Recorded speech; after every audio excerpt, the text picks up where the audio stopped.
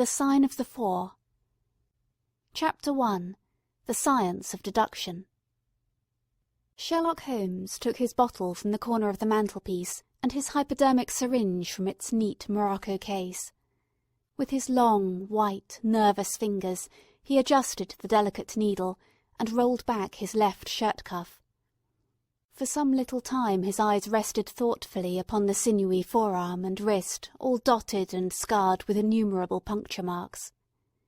Finally he thrust the sharp point home, pressed down the tiny piston, and sank back into the velvet-lined armchair with a long sigh of satisfaction.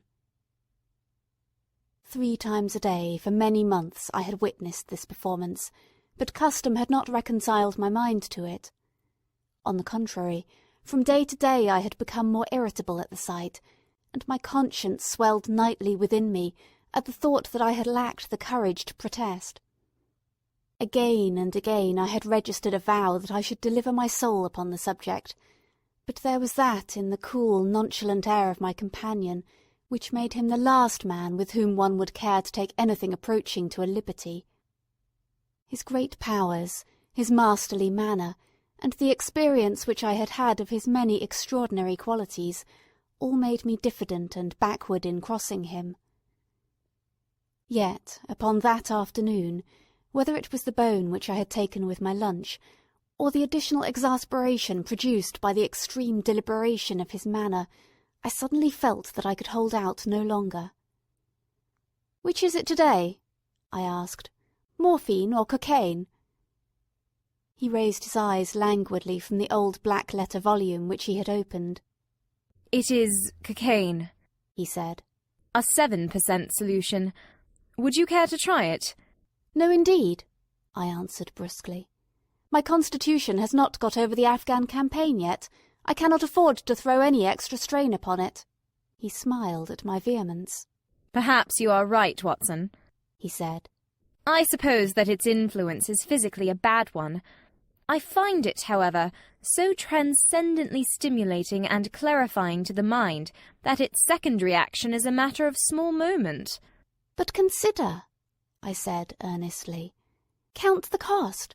Your brain may, as you say, be roused and excited, but it is a pathological and morbid process which involves increased tissue change and may at last leave a permanent weakness. You know, too, what a black reaction comes upon you. Surely the game is hardly worth the candle. Why should you, for a mere passing pleasure, risk the loss of those great powers with which you have been endowed? Remember that I speak not only as one comrade to another, but as a medical man to one for whose constitution he is to some extent answerable." He did not seem offended.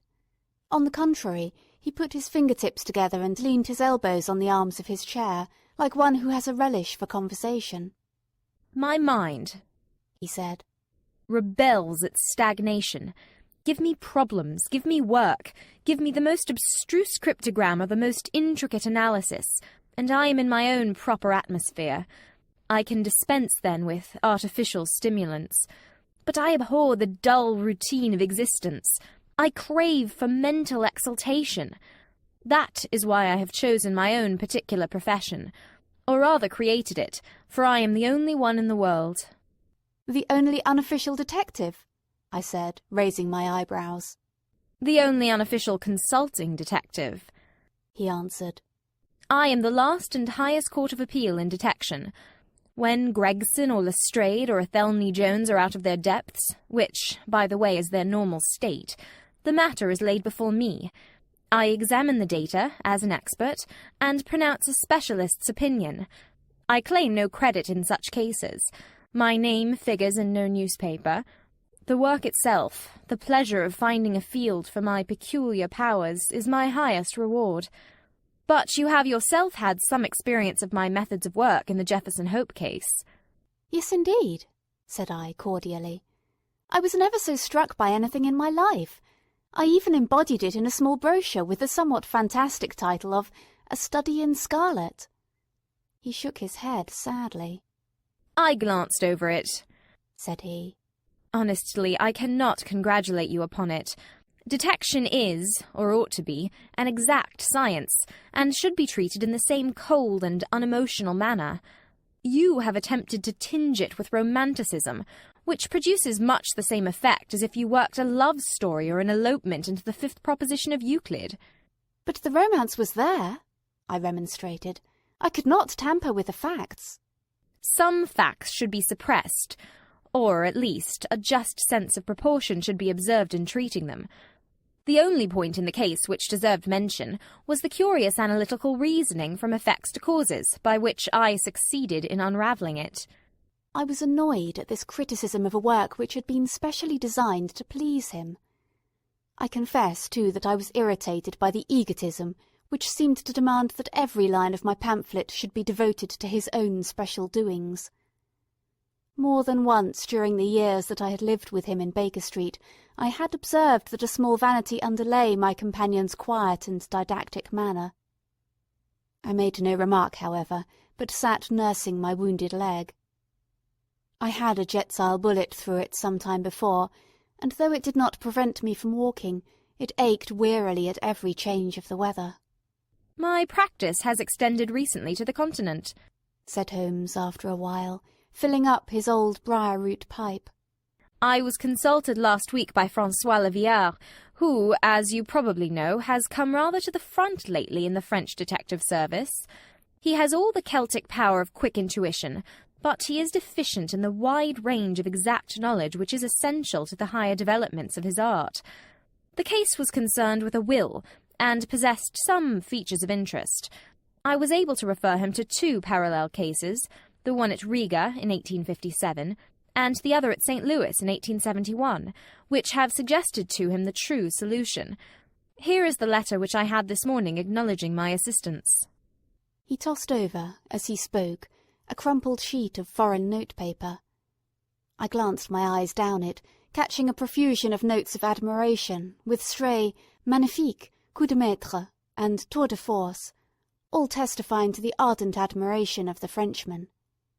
"He speaks as a pupil to his master," said I. "Oh, he rates my assistance too highly," said Sherlock Holmes lightly. "He has considerable gifts himself. He possesses 2 out of the 3 qualities necessary for the ideal detective. He has the power of observation and that of deduction. He is only wanting in knowledge, and that may come in time. He is now translating my small works into French." "Your works?" "Oh, didn't you know?" he cried, laughing. "Yes, I have been guilty of several monographs. They are all upon technical subjects. Here, for example, is one upon the distinction between the ashes of the various tobaccos. In it I enumerate 140 forms of cigar, cigarette, and pipe tobacco, with coloured plates illustrating the difference in the ash. It is a point which is continually turning up in criminal trials, and which is sometimes of supreme importance as a clue. If you can say definitely, for example, that some murder has been done by a man who was smoking an Indian lunka, it obviously narrows your field of search. To the trained eye, there is as much difference between the black ash of a trichinopoly and the white fluff of bird's eye as there is between a cabbage and a potato."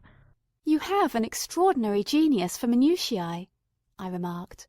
"I appreciate their importance. Here is my monograph upon the tracing of footsteps, with some remarks upon the uses of plaster of Paris as a preserver of impresses.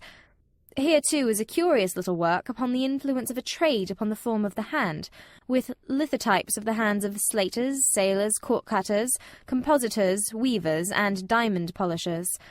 That is a matter of great practical interest to the scientific detective, especially in cases of unclaimed bodies, or in discovering the antecedents of criminals.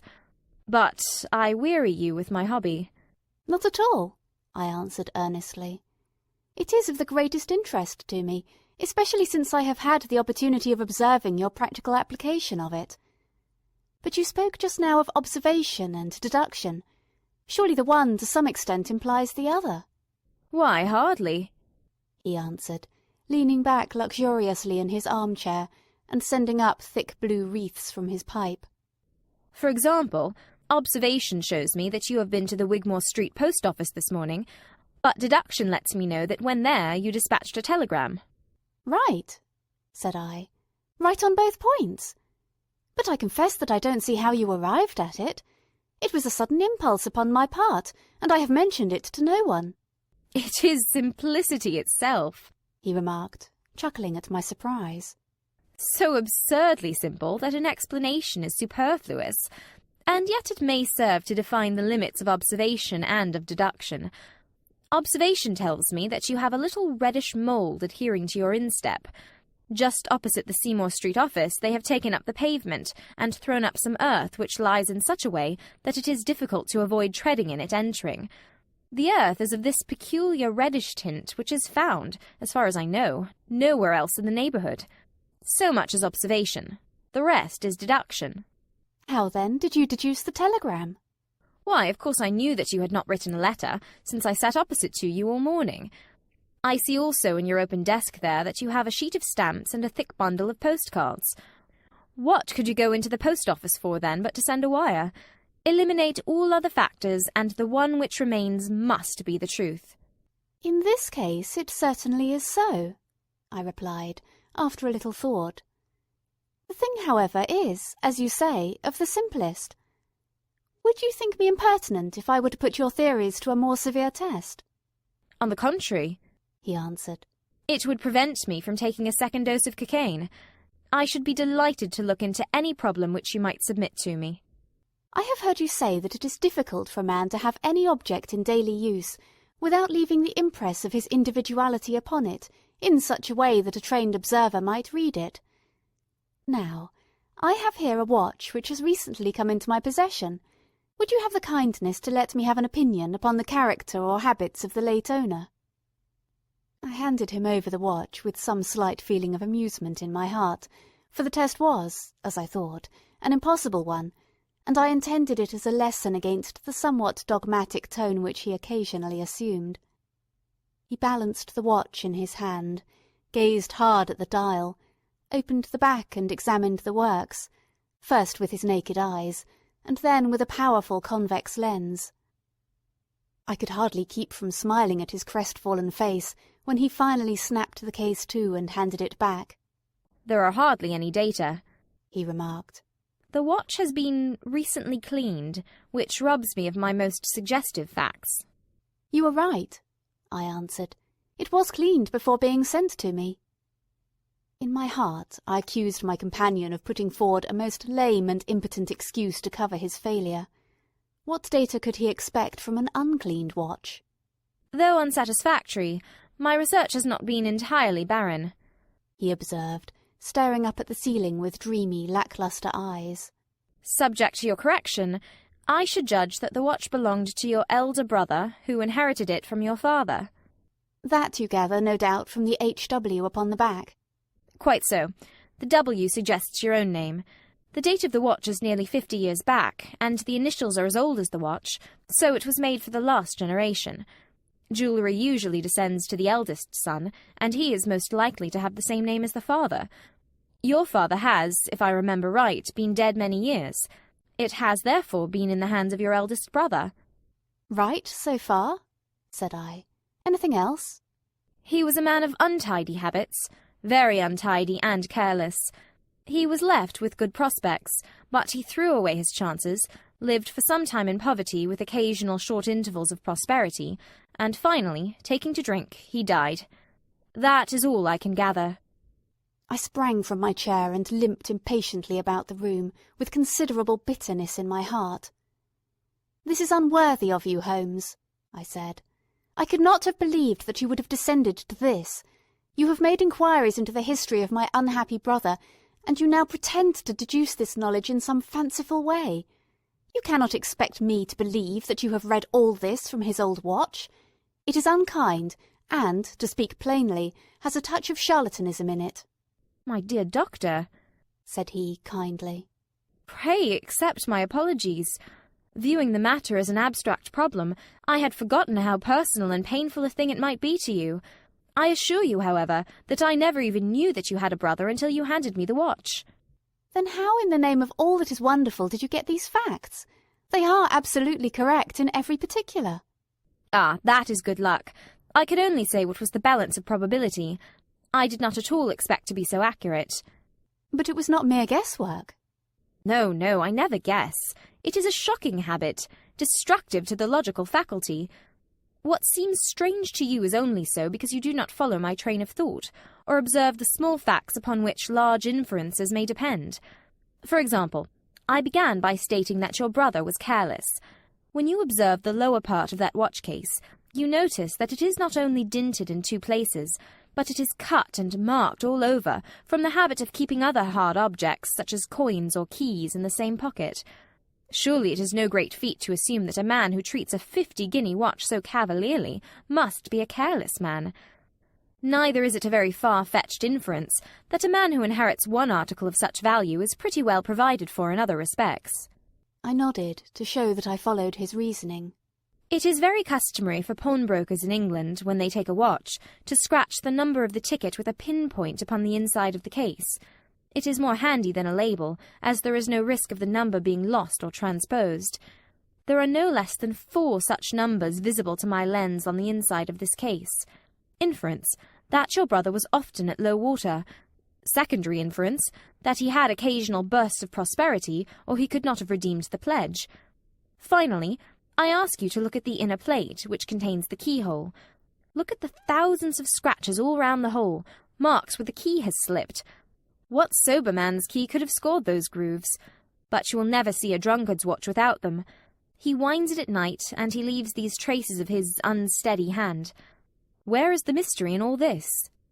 It is as clear as daylight, I answered. I regret the injustice which I did you. I should have had more faith in your marvellous faculty. May I ask whether you have any professional inquiry on foot at present? None. Hence the cocaine. I cannot live without brain work. What else is there to live for? Stand at the window here. Was ever such a dreary, dismal, unprofitable world? See how the yellow fog swirls down the street and drifts across the dun-coloured houses. What could be more hopelessly prosaic and material? What is the use of having powers, Doctor, when one has no field upon which to exert them? Crime is commonplace, existence is commonplace, and no qualities save those which are commonplace have any function upon earth. I had opened my mouth to reply to this tirade, when, with a crisp knock, our landlady entered, bearing a card upon the brass salver. "A young lady for you, sir," she said, addressing my companion.